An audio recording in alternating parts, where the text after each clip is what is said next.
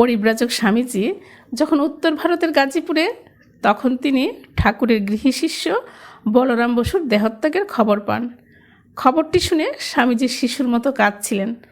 পণ্ডিত প্রমোদা দাস মিত্র তখন স্বামীজিকে বলেছিলেন যে একজন সন্ন্যাসীর এভাবে কাদার শোভা পায় না। স্বামীজি তখন তীব্র আবেগে উত্তর দিয়েছিলেন, সন্ন্যাসী হয়েছি বলে কি আমার হৃদয়টা পাথর হয়ে গেছে? আমি কি মানুষ নই? শ্রীরামকৃষ্ণের সন্তান ও আমার ভাইদের জন্য আমার প্রাণ কাঁদবে।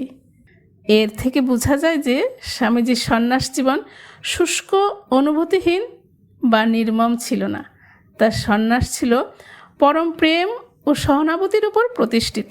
শ্রীরামকৃষ্ণ পরিবারের প্রতি তার এই তীব্র ভালোবাসায় পরবর্তীকালে সমগ্র মানবজাতির প্রতি এক বিরাট বিশ্বপ্রেমে রূপান্তরিত হয়েছিল।